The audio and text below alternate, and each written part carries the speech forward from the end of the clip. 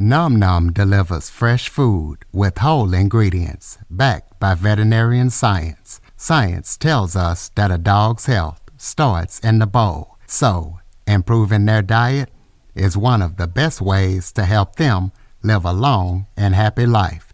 Nom Nom's food is full of proteins your dog loves and the vitamins and nutrients they need to thrive. All you have to do is order, pour, and serve. Ready to make the switch to fresh? Order Nom Nom today. Go to https://trynom.com/curveball and get 50% off your first order plus free shipping. That's https://trynom.com/curveball. Plus, Nom Nom comes with a money-back guarantee. If your dog's tail isn't wagging within 30 days, Nom Nom will refund your first order. No fillers, no nonsense, just Nom Nom. Welcome to the Living the Dream podcast with Curveball. If you believe, you can achieve.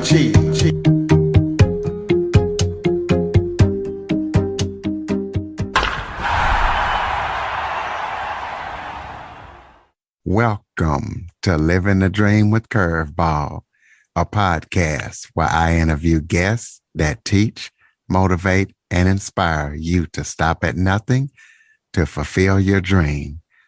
Today, I am joined by a special guest. She is the one and only Samantha Lane. At 29 years of age, after years of being a workaholic, she had her chest cut open, so she decided to change her habits. She created some time management tools, and she also is now helping individuals and businesses to spend their time being productive in life and productive at work. Samantha, thank you so much for joining me today. Thank you so much for having me. Why don't you start off by giving everybody a little bit of background about yourself? Sure. As you mentioned, I used to be a workaholic, and I'm sure a lot of people can relate to being ambitious and wanting to reach goals. So I kind of lived this life of work first and life second. And then I had to have my chest cut open to fix a chest wall deformity that had my sternum sitting on my heart, and ended up having a lot of complications with the surgery. And that experience helped me realize that life can be short, and our time is the most valuable and precious asset that we have. So I changed my life to value it more. And then after a few years of living better, people decided that they wanted that too. So I started helping other people to do the same. And now that is what I do for a living full time. So what made you have the attitude work first, life second in the first place? That's a good question. I think for me personally, I think it was a combination of just sort of my own personal perspective on life. And then just sort of, I think, what society encourages us to do.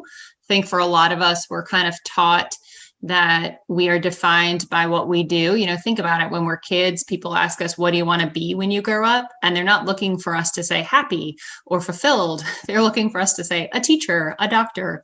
So I think there's a little bit of that. And, you go to a party and someone says, well, hi, what's your name? What do you do? We're just very defined by our jobs. And I think, unfortunately, our society really pushes us in that direction. So I think for me, it was a combination of maybe my own personal validation by what I do. And then I think too, just sort of what our country leads us to do. So how long did it take after doing your experience before you realized that you needed to make the transition? And what are some of the things you did to make that transition to what you're doing now?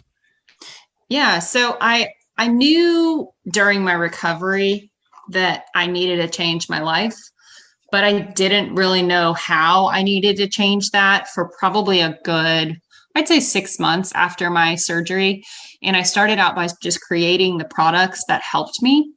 And that was really all I was planning to do, was solve my own problem. And then after about a year or so of living better, I realized that other people deserved that too. And it just sort of felt selfish not to share it. And so that's sort of what sent me down the path of turning my passion into a business. And I started out doing that just part-time. And then in 2019, I went into it full-time. Well, tell us about the products that helped you while you were recovering. So the first is a folding piece of paper. One of the reasons why the business that I run is called Origami Day. And it's something that just helps you map out your entire week and then fold it down where you're only looking at one day at a time. So it helps us to be a little more proactive in our week, but still just focus on one day so we're not too overwhelmed with all the things that we might need to do. And then the other tool is a 14-month undated calendar and a notebook in one, because surprisingly, when I was on a hunt for the magic bullet to give me work-life balance, I couldn't find it. And I found that there are very few calendars that are made this way, but it's really effective to sort of keep things in the same place. And when we plan on a month view calendar, we're less likely to overbook ourselves versus when we have other calendars that give us a lot of space for each day. It's not always consistent with the actual time that we have to do something. So those are the two tools that really make up the business from a product side. And then what I've also learned is people need a little bit of education and training and support. So I do a little bit of that with people as well. So if I'm a individual or a business and I come to you and I say, hey, Samantha, I need help. I need better time management for my employees or myself.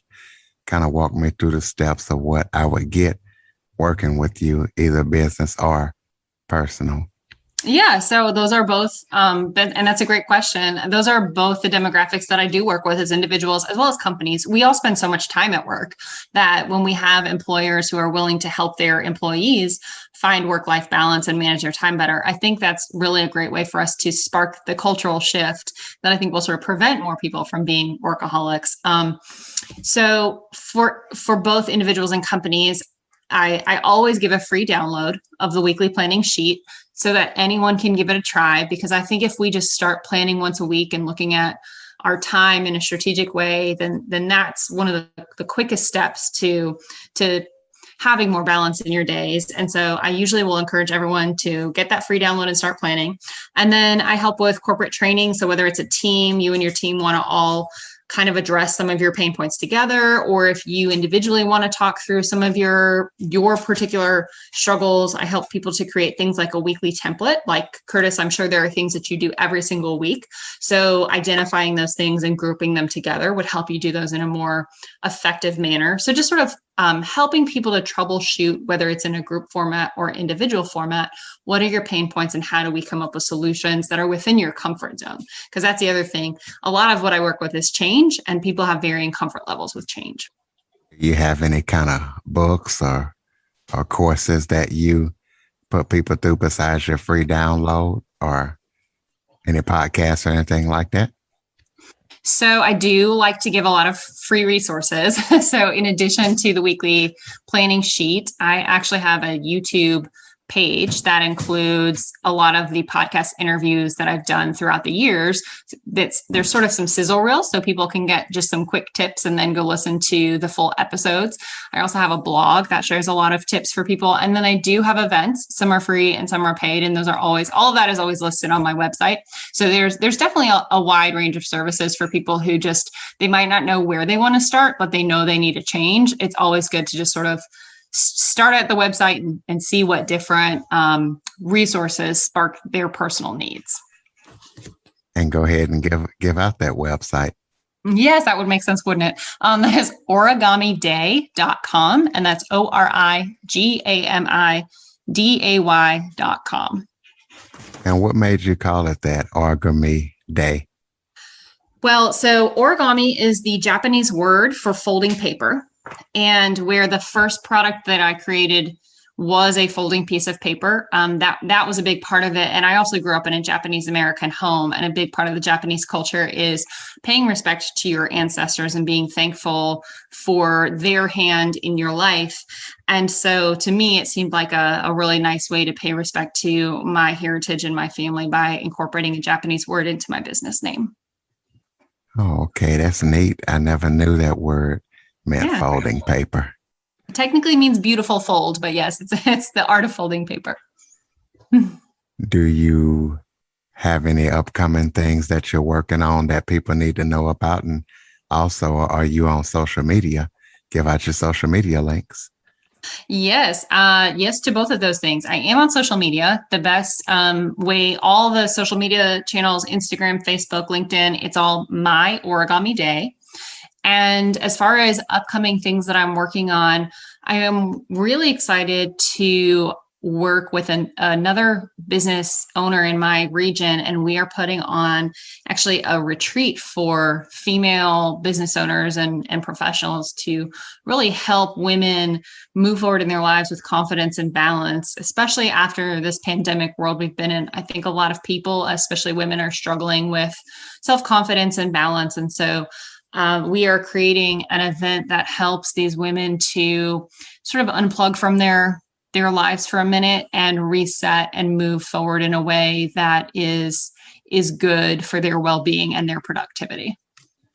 Are your services just local, or could anybody from anywhere log on and get what you have to offer? Anyone from anywhere. I actually have clients, I think, in 3 of the 4 corners of the United States at this point. So I do work with people all over the country, and anyone anywhere listening to this podcast could find something in the Origami Day sphere that would help them. But there are also physical events in the Southeast where I'm located.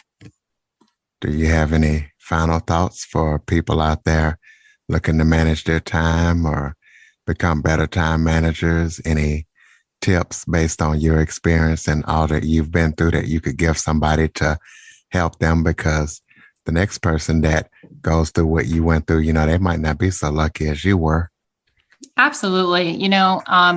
I was thrown a curveball, and I know that's something that you talk about on your podcast. And the beautiful thing about that curveball was it forced me to have a realization that I wish everyone could have without that same experience. And that realization is that how we spend each day is how we spend our lives. And that time is a precious resource that we can actually manage a lot more and control a lot more than maybe we're led to believe. So outside of that encouragement that each and every one of us can manage our days in a way that lets us be present in our lives while still being productive, I would encourage people to think about 3 tips to do that. One would be identify what's most important in your life and in your career. And once you have those prioritizations, those priorities, then take time each week to make a written plan for the week so you can be proactive versus reactive in your days. And then have the confidence to protect that plan. A lot of times people might do the first step and the second step, but they don't protect that plan, and they get distracted by their phones or by other people, or they don't do something that's written down. And really having that confidence that no one else's time is more important than yours, and you're allowed to say no, and you're allowed to protect. Combination, those 3 sort of tips together have really become the foundation of how I encourage and teach people to live their lives in a more balanced way. Ladies and gentlemen, Samantha Lane, origamiday.com. For more information on the Living the Dream podcast, visit www.djcurveball.com. Until next time, stay focused on living the dream.